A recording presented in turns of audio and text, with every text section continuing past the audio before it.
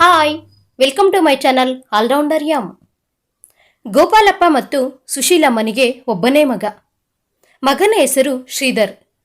ಇವರು ಮಗನನ್ನು ತುಂಬಾ ಚೆನ್ನಾಗಿ ಓದಿಸಿ ವಿದ್ಯಾವಂತನನ್ನಾಗಿ ಮಾಡಿದ್ದರು. ಶ್ರೀಧರ್ ಒಂದು ಪ್ರೈವೇಟ್ ಕಂಪನಿಯಲ್ಲಿ ಕೆಲಸ ಮಾಡುತ್ತಿದ್ದರು. ಒಳ್ಳೆಯ ಸಂಬಳನೇ ಬರುತ್ತಿತ್ತು. ಗೋಪಾಲಪ್ಪ ಮತ್ತು ಸುಶೀಲಮ್ಮ ಇಬ್ಬರೂ ಅವರ ಹೊಲದಲ್ಲೇ ವ್ಯವಸಾಯ ಮಾಡುತ್ತಿದ್ದರು. ಗೋಪಾಲಪ್ಪನಿಗೆ ಆರೋಗ್ಯ ಅಷ್ಟರ ಮಟ್ಟಿಗೆಯೇ ಇತ್ತು. ಆದರೂ ಕೂಡ ಮಗನನ್ನು ಚೆನ್ನಾಗಿ ಓದಿಸಬೇಕೆಂದು ತುಂಬಾ ಕಷ್ಟಪಟ್ಟು ದುಡಿಯುತ್ತಿದ್ದರು. ಈಗ ಮಗನಿಗೆ ಒಳ್ಳೆಯ ಜಾಬ್ ಇದೆ, ಕೈತುಂಬ ಸಂಬಳನೂ ಬರ್ತಾ ಇದೆ. ಒಂದು ದಿನ ಶ್ರೀಧರ್, ಅಪ್ಪ ಅಮ್ಮ, ನೀವು ಇಷ್ಟು ದಿನ ಕಷ್ಟಪಟ್ಟಿದ್ದು ಸಾಕು, ಇನ್ನಾದರೂ ಆರಾಮವಾಗಿ ಇರಿ ಎಂದನು. ಡಾಕ್ಟರ್ಗಳು ಸಹ ಗೋಪಾಲಪ್ಪನಿಗೆ ಹೇಳಿದ್ದರು, ನಿಮಗೆ ಮೊದಲೇ ಅಸ್ತಮ, ಅದರಲ್ಲೂ ನೀವು ವ್ಯವಸಾಯ ಮಾಡಿ ಮಾಡಿ ಆ ಧೂಳಿನಿಂದ ನಿಮ್ಮ ಶ್ವಾಸಕೋಶಗಳು ದಿನದಿನಕ್ಕೂ ಹದಗೆಡುತ್ತಿವೆ. ಇನ್ನಾದರೂ ಸ್ವಲ್ಪ ನೀವು ನಿಮ್ಮ ಆರೋಗ್ಯದ ಬಗ್ಗೆ ಕಾಳಜಿ ವಹಿಸಿ ರೆಸ್ಟ್ ತಗೋಬೇಕು ಎಂದು ಹೇಳಿದ್ದರು. ಆದ್ದರಿಂದ ಗೋಪಾಲಪ್ಪ ಹೊಲವನ್ನು ಬೇರೆಯವರಿಗೆ ಭಾಗಕ್ಕೆ ಕೊಟ್ಟು ಇವರು ರೆಸ್ಟ್ನಲ್ಲಿ ಇದ್ದರು. ಗಂಡಸರಿಗೇನೋ ರೆಸ್ಟ್ ಸಿಗುತ್ತೆ, ಹೆಂಗಸರಿಗೆ ಸಿಗುತ್ತಾ? ಸುಶೀಲಮ್ಮನಿಗೆ ಬೆಳಗ್ಗೆ ತಿಂಡಿ, ಮಧ್ಯಾಹ್ನದ ಅಡುಗೆ, ರಾತ್ರಿ ಊಟ, ಪಾತ್ರೆ ತೊಳೆಯೋದು, ಬಟ್ಟೆ ಒಗೆಯೋದು, ಮನೆ ಕ್ಲೀನ್ ಮಾಡೋದು ಅಂತ ಸ್ವಲ್ಪ ಹೊತ್ತು ಸಹ ಬಿಡುವೇ ಇಡುತ್ತಿರಲಿಲ್ಲ. ಅಮ್ಮನ ಕಷ್ಟ ನೋಡಿ ಶ್ರೀಧರ್ ಅಮ್ಮನಿಗೆ ಆಗಾಗ ಕೆಲಸದಲ್ಲಿ ಸಹಾಯ ಮಾಡುತ್ತಿದ್ದ. ಒಂದು ದಿನ ಗೋಪಾಲಪ್ಪ ಮತ್ತು ಸುಶೀಲಮ್ಮ ಇಬ್ಬರು ಮಗನಿಗೆ ಮದುವೆ ಮಾಡೋಣ ಎಂದು ತೀರ್ಮಾನಿಸಿ ಶ್ರೀಧರ್ನನ್ನು ಕೇಳಿದರು.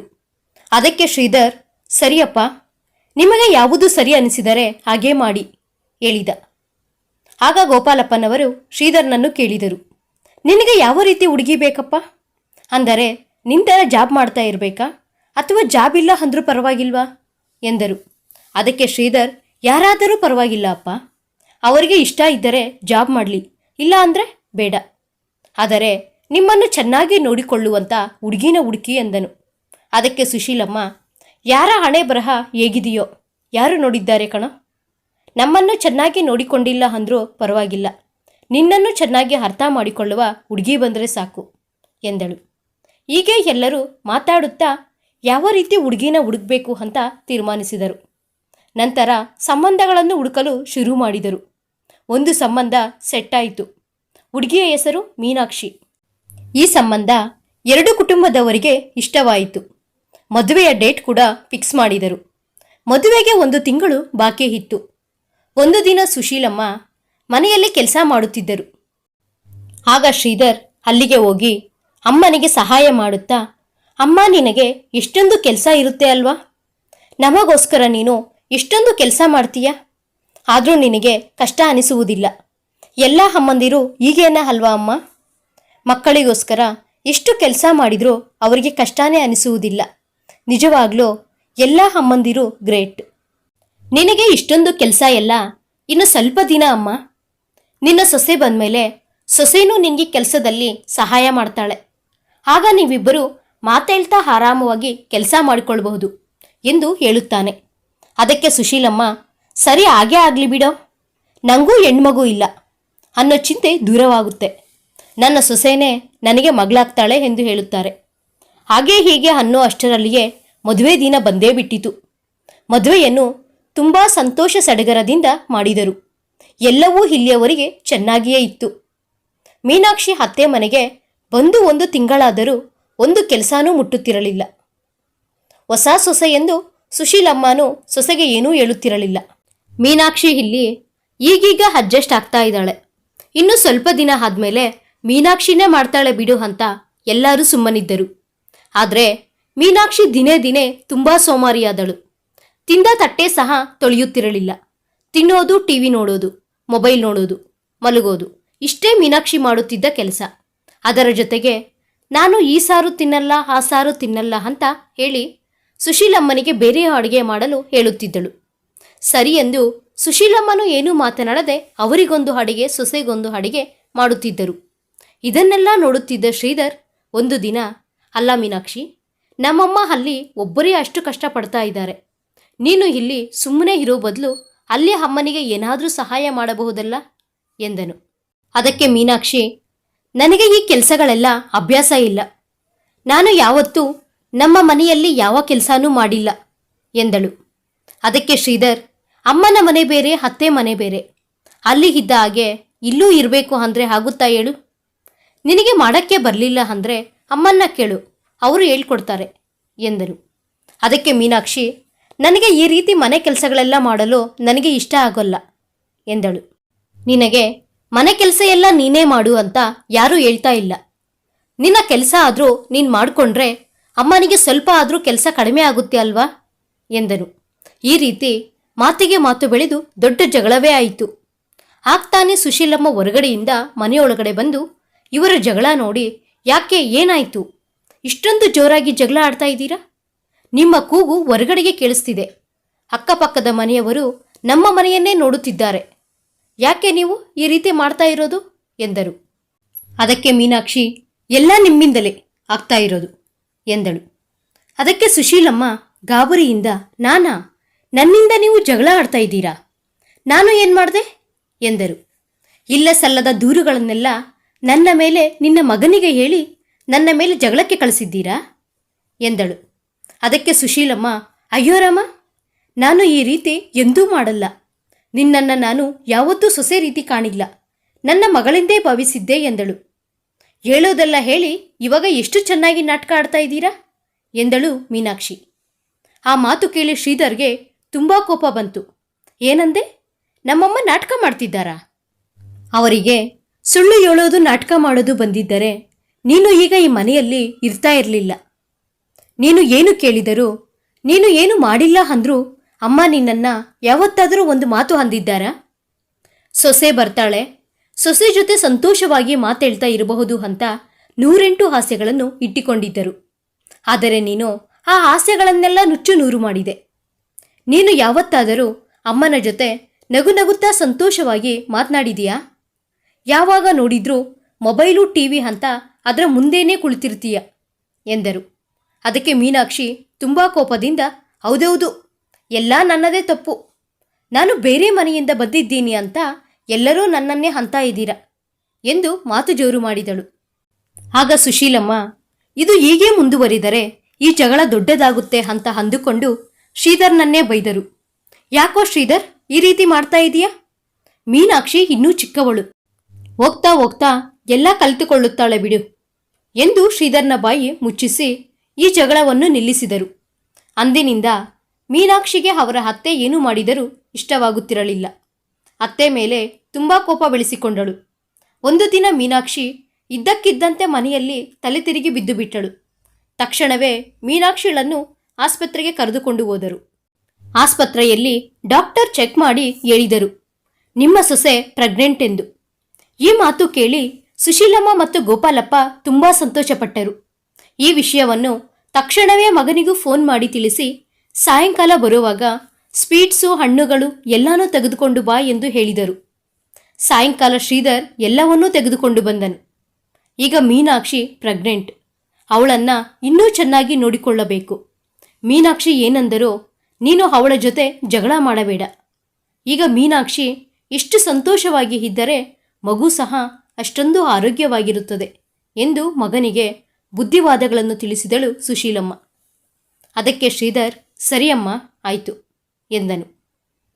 ಮೀನಾಕ್ಷಿ ನಾರ್ಮಲ್ ಆಗಿ ಇದ್ದಾಗಲೇ ಏನೂ ಕೆಲಸ ಮಾಡುತ್ತಿರಲಿಲ್ಲ. ಈಗ ಬೇರೆ ಪ್ರೆಗ್ನೆಂಟ್, ಅದೇ ನೆಪ ಹಾಕಿಕೊಂಡು ಮನೆಯಲ್ಲೇ ಏನೂ ಕೆಲಸ ಮಾಡ್ತಾ ಇರಲಿಲ್ಲ. ಬೆಡ್ ಮೇಲಿಂದ ಇಳಿಯುತ್ತಿರಲಿಲ್ಲ. ದಿನಕ್ಕೊಂದು ಅಡಿಗೆ ಕೇಳ್ತಾ ಇದ್ದಳು. ಸೊಸೆ ಏನು ಕೇಳಿದರೂ ಸುಶೀಲಮ್ಮ ಮಾಡಿಕೊಡುತ್ತಿದ್ದರು. ಅದರಲ್ಲಿಯೂ ಈಗ ಸೊಸೆ ಬಸಿರಿ ಹೆಂಗಸು, ಏನು ಕೇಳಿದ್ರೂ ಇಲ್ಲ ಅಂತಾರ ಹೇಳಿ. ದಿನಕ್ಕೊಂದು ಅಡಿಗೆ ಸಂತೋಷವಾಗಿ ಮಾಡಿಕೊಡುತ್ತಿದ್ದರು. ಕಾಲು ಕೆಳಗೆ ಹಿಡಿದ ಹಾಗೆ ನೋಡಿಕೊಳ್ಳುತ್ತಿದ್ದರು. ಇಷ್ಟು ಮಾಡಿದರೂ ಮೀನಾಕ್ಷಿಗೆ ಸುಶೀಲಮ್ಮನನ್ನು ಕಂಡರೆ ಆಗುತ್ತಿರಲಿಲ್ಲ. ಈಗ ಮೀನಾಕ್ಷಿಗೆ 9 ತಿಂಗಳು ತುಂಬಿತ್ತು. ಅವರ ತಂದೆ ತಾಯಿ ಬಂದು ಮೀನಾಕ್ಷಿಳನ್ನು ಡಿಲಿವರಿಗೆ ತವರು ಮನೆಗೆ ಕರೆದುಕೊಂಡು ಹೋದರು. ಮೀನಾಕ್ಷಿಗೆ ಒಂದು ಮುದ್ದಾದ ಗಂಡು ಮಗು ಆಯಿತು. ಮಗನಿಗೆ 11 ತಿಂಗಳು ತುಂಬಿತು. ಸೊಸೆ ಮತ್ತು ಮಗುವನ್ನು ಅತ್ತೆ ಮನೆಗೆ ಕರೆದುಕೊಂಡು ಹೋಗಲು ಸುಶೀಲಮ್ಮ, ಗೋಪಾಲಪ್ಪ ಹಾಗೂ ಶ್ರೀಧರ್ ಬಂದು ಮೀನಾಕ್ಷಿಳನ್ನು ಕರೆದುಕೊಂಡು ಹೋದರು.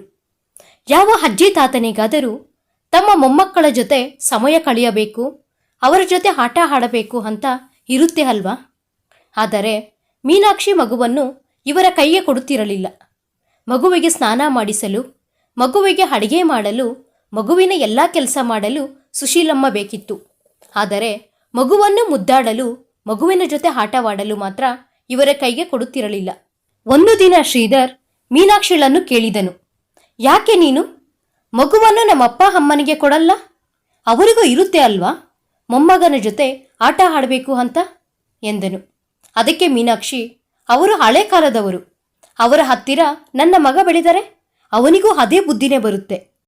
ಅವರ ಹತ್ತಿರವೇ ಇವನು ಇದ್ರೆ ಅದು ಇದು ನನ್ನ ಬಗ್ಗೆ ತಪ್ಪಾಗಿ ಹೇಳಿ ನನ್ನಿಂದ ದೂರ ಮಾಡ್ತಾರೆ ಎಂದಳು.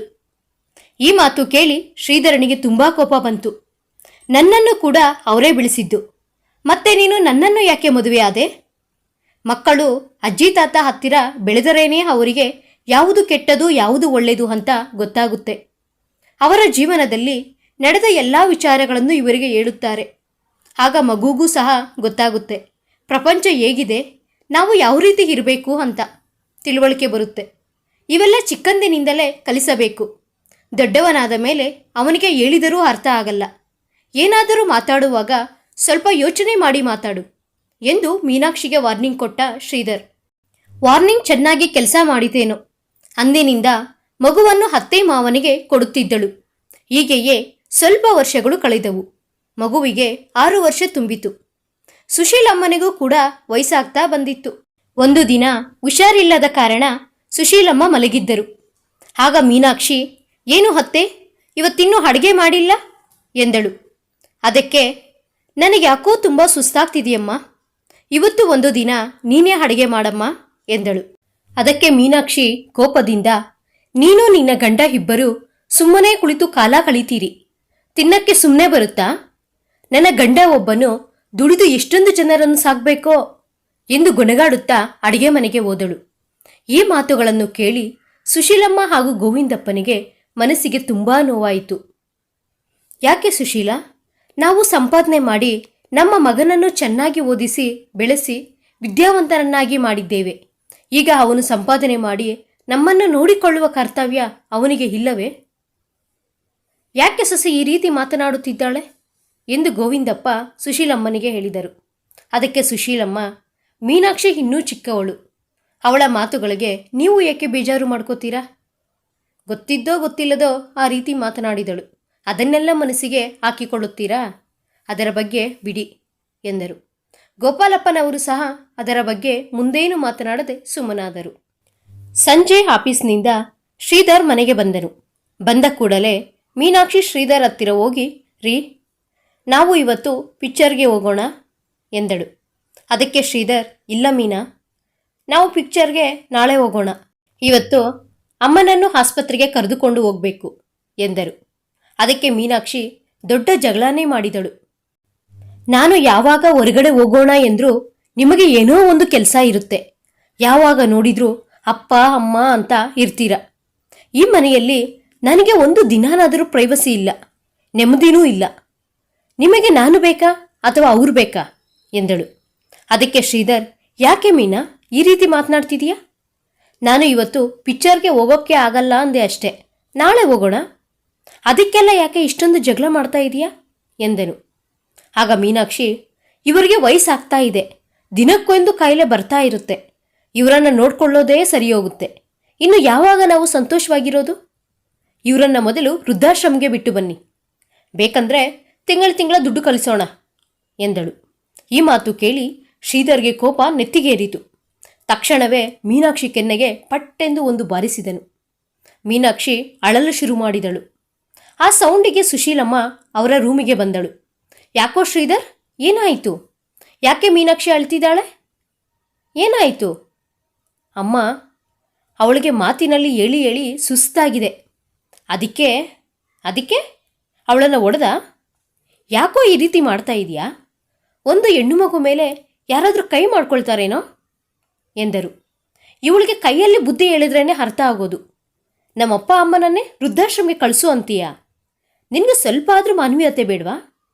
ನಿನ್ನನ್ನು ನಮ್ಮಮ್ಮ ಅಪ್ಪ ಸ್ವಂತ ಮಗಳಂತೆ ನೋಡಿಕೊಂಡರು, ನೀನು ಅವರಿಗೆ ಕೊಡುವ ಬೆಲೆ ಇಷ್ಟೇನಾ? ನಿನ್ನನ್ನು ನೋಡಲಿಕ್ಕೂ ನನಗೆ ಅಸಹ್ಯವಾಗುತ್ತೆ ಎಂದನು.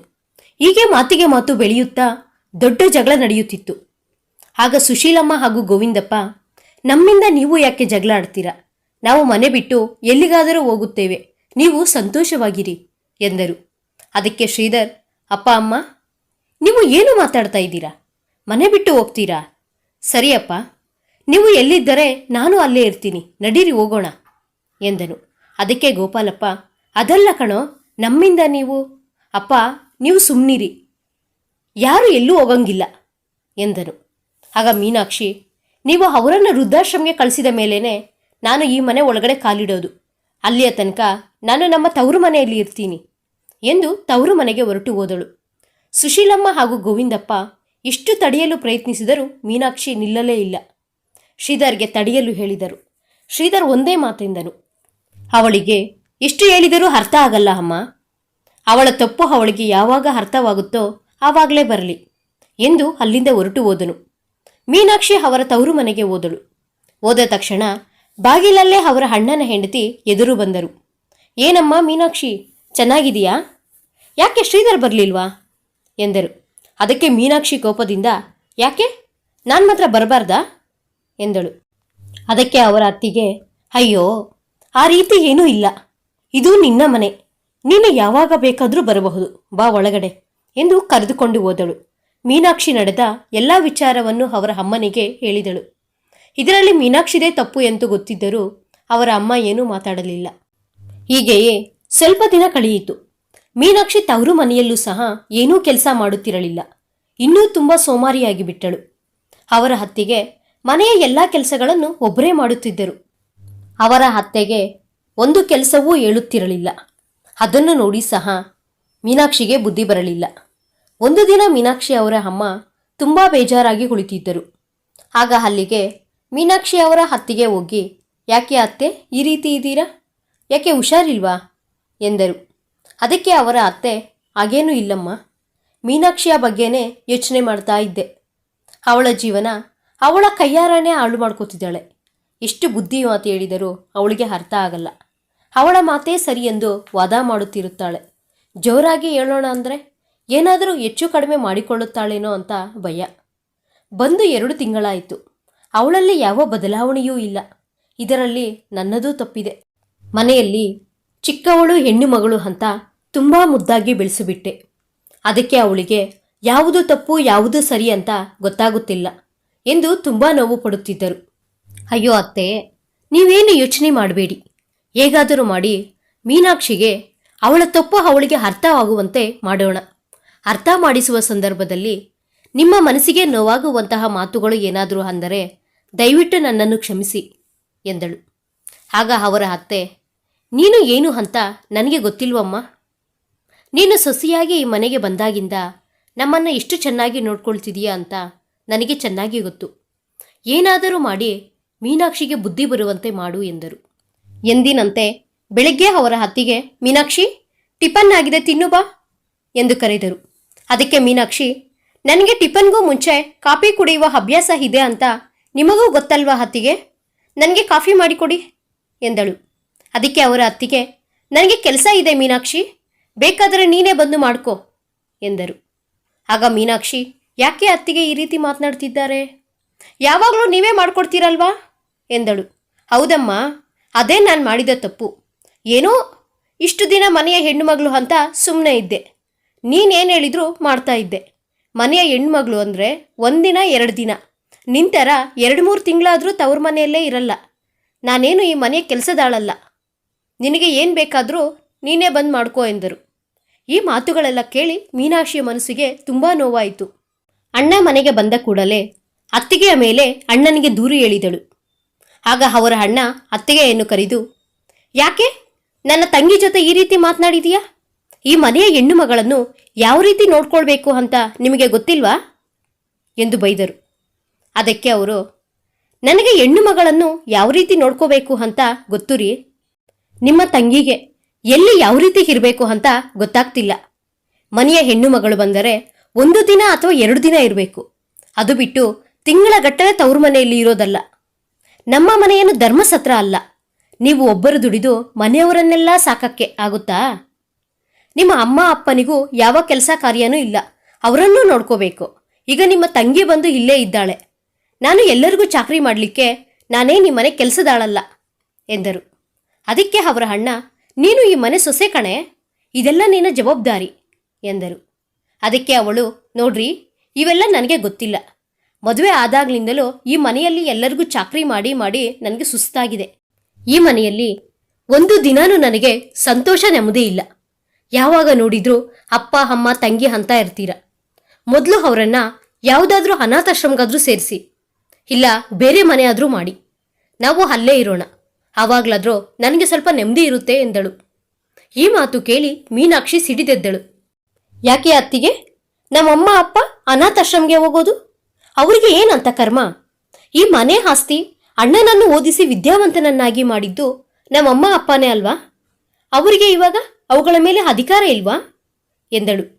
ಆಗ ಅವರ ಅತ್ತಿಗೆ, ಹಾಗಾದರೆ ನಿಮ್ಮ ಅತ್ತೆ ಮಾವನಿಗೆ ನಿನ್ನ ಗಂಡನ ಮೇಲೆ ಅಧಿಕಾರ ಇರಲ್ವಾ ಎಂದರು. ಆಗ ಮೀನಾಕ್ಷಿ, ನಾನು ಈಗ ನಮ್ಮಮ್ಮ ಅಪ್ಪನ ಬಗ್ಗೆ ಮಾತಾಡ್ತಾ ಇದ್ದೀನಿ, ಅವರು ಇವರು ಒಂದೇನಾ ಎಂದಳು. ಆಗ ಈ ಮಾತುಗಳನ್ನೆಲ್ಲ ಕೇಳುತ್ತಿದ್ದ ಮೀನಾಕ್ಷಿಯ ಮಗ ನವದೀಪ್, ಅದೇನ್ ಮಮ್ಮಿ, ಆ ಅಜ್ಜಿ ತಾತನಿಗೆ ಒಂದು ನ್ಯಾಯ, ಈ ಅಜ್ಜಿ ತಾತನಿಗೆ ಒಂದು ನ್ಯಾಯನಾ ಎಂದು ಕೇಳಿದನು. ಮಗನ ಪ್ರಶ್ನೆಗೆ ಮೀನಾಕ್ಷಿಯ ಬಾಯಲ್ಲಿ ಮಾತೇ ಹೊರಡಲಿಲ್ಲ. ತಲೆ ತಗ್ಗಿಸಿದಂತಾಯಿತು. ಮೀನಾಕ್ಷಿಯ ತಪ್ಪು ಅವಳಿಗೆ ಅರ್ಥವಾಯಿತು. ಚಿಕ್ಕ ಮಗುವಿಗೆ ಅರ್ಥವಾಗಿದ್ದು ನನಗೆ ಅರ್ಥವಾಗಲಿಲ್ಲವಲ್ಲ ಎಂದು ನಾಚಿಕೆಯಿಂದ ತಲೆ ತಗ್ಗಿಸಿದಳು. ಆಗ ಅವರ ಅತ್ತಿಗೆ, ಯಾಕೆ ಮೀನಾಕ್ಷಿ, ಈಗ ನಿನ್ನ ತಪ್ಪು ನಿನಗೆ ಗೊತ್ತಾಯಿತಾ ಎಂದರು. ಅದಕ್ಕೆ ಮೀನಾಕ್ಷಿ, ಹೌದು ಅತ್ತಿಗೆ, ದಯವಿಟ್ಟು ನನ್ನನ್ನು ಕ್ಷಮಿಸಿ, ನಮ್ಮ ಅಪ್ಪ ಅಮ್ಮನನ್ನು ಚೆನ್ನಾಗಿ ನೋಡಿಕೊಳ್ಳಿ ಎಂದಳು. ಆಗ ಅವರ ಅತ್ತಿಗೆ, ಮೀನಾಕ್ಷಿ, ಇದನ್ನೆಲ್ಲ ನಿನಗೆ ಬುದ್ಧಿ ಬರಬೇಕು ಅಂತಾನೆ ನಾನು ಅತ್ತೆ ಸೇರಿನೇ ಈ ನಾಟಕ ಮಾಡಿದ್ದು. ನನ್ನ ಮನಸ್ಸಿನಲ್ಲಿ ನಿನ್ನ ಮೇಲೆ ಎಂತಹ ಕೋಪನೂ ಇಲ್ಲ.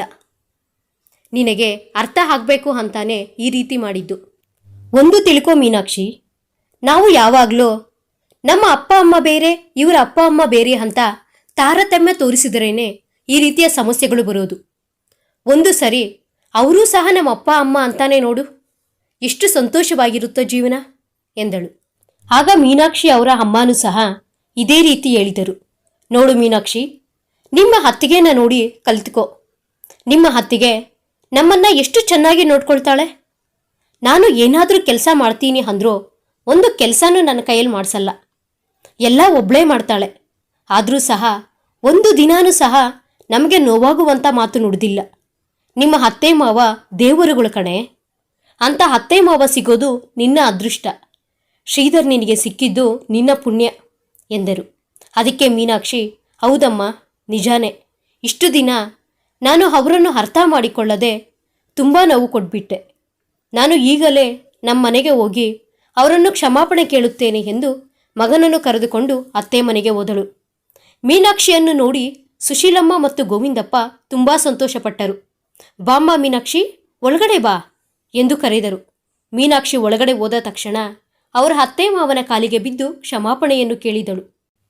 ಈಗ ಯಾಕಮ್ಮ ಇದೆಲ್ಲ, ಮೇಲೆ ಎದ್ದೇಳು. ಇಲ್ಲ ಅತ್ತೆ ಮಾವ, ನಾನು ಮಾಡಿದ ತಪ್ಪನ್ನು ನೀವು ಕ್ಷಮಿಸಲೇಬೇಕು ಎಂದಳು. ಆಗ ಅವರು, ಎಲ್ಲಿಯಾದರೂ ಅಪ್ಪ ಅಮ್ಮನನ್ನು ಮಗಳು ಕ್ಷಮಾಪಣೆ ಕೇಳುತ್ತಾಳೇನಮ್ಮ? ಮಗಳು ಏನೋ ಗೊತ್ತಿಲ್ಲದೆ ಒಂದು ಮಾತೆಂದರೆ ಅದನ್ನು ನಾವು ಮನಸ್ಸಿಗೆ ಹಾಕ್ಕೊಳ್ತೀವ? ನೀನು ನಮ್ಮ ಮಗಳ ಸಮಾನ ಎಂದರು. ಆಗ ಮೀನಾಕ್ಷಿ, ನಿಮ್ಮಂಥ ಅತ್ತೆ ಮಾವ ಸಿಗೋದು ನಿಜಕ್ಕೂ ನನ್ನ ಅದೃಷ್ಟ ಎಂದಳು. ಈ ಮಾತುಗಳನ್ನೆಲ್ಲ ಕೇಳಿಸಿಕೊಂಡು ಬಾಗಿಲಲ್ಲೇ ನಿಂತಿದ್ದ ಶ್ರೀಧರ್ ಒಳಗಡೆ ಬಂದು, ಏನು ಮೇಡಮ್ನವ್ರಿಗೆ ಈಗ ಜ್ಞಾನೋದಯ ಆಯಿತಾ ಎಂದರು. ಆಗ ಸುಶೀಲಮ್ಮನವರು, ಯಾಕೋ ಸೊಸೆನ ಈ ರೀತಿ ರೇಗಿಸ್ತಾ ಇದೆಯಾ ಎಂದರು. ಆಗ ಶ್ರೀಧರ್, ನಾನೇನು ತಪ್ಪು ಮಾತಾಡಿದೆ ಅಮ್ಮ, ಇರೋದನ್ನೇ ಅಲ್ವಾ ಹೇಳಿದ್ದು ಎಂದನು. ಆಗ ಗೋವಿಂದಪ್ಪ, ತಪ್ಪು ಎಲ್ಲರೂ ಮಾಡ್ತಾರೆ ಕಣ, ಆ ತಪ್ಪನ್ನು ಒಪ್ಪಿಕೊಳ್ಳೋದು ದೊಡ್ಡ ಗುಣ. ನನ್ನ ಸೊಸೆಗೆ ಆ ಗುಣ ಇದೆ ಕಣ ಎಂದರು. ಅದಕ್ಕೆ ಶ್ರೀಧರ್, ಏನಪ್ಪ ಇಷ್ಟು ದಿನ ಅಮ್ಮ ಮಾತ್ರ ಸೊಸೆ ಪಾರ್ಟಿ ಇದ್ರು, ಈಗ ನೀವು ಕೂಡ ಸೊಸೆ ಪಾರ್ಟಿನಾ? ಶ್ರೀಧರ್ ಮೊದಲು ಕನಸು ಕಂಡಂತೆ ಈಗ ಅತ್ತೆ ಸೊಸೆಯರಿಬ್ಬರು ತಾಯಿ ಮಗಳ ಥರ ಒಬ್ಬರಿಗೊಬ್ಬರು ಸಹಾಯ ಮಾಡಿಕೊಂಡು ಸಂತೋಷವಾಗಿ ಕೆಲಸಗಳನ್ನು ಮಾಡಿಕೊಳ್ಳುತ್ತಿದ್ದರು. ಕೊನೆಗೂ ಶ್ರೀಧರ್ ಕಂಡ ಕನಸು ನನಸಾಯಿತು. ಕತೆ ಮುಕ್ತಾಯವಾಯಿತು. ಈ ಕತೆ ನಿಮಗೆ ಇಷ್ಟವಾದಲ್ಲಿ please like, share and subscribe. Thanks for watching video. Thank you. ಧನ್ಯವಾದಗಳು.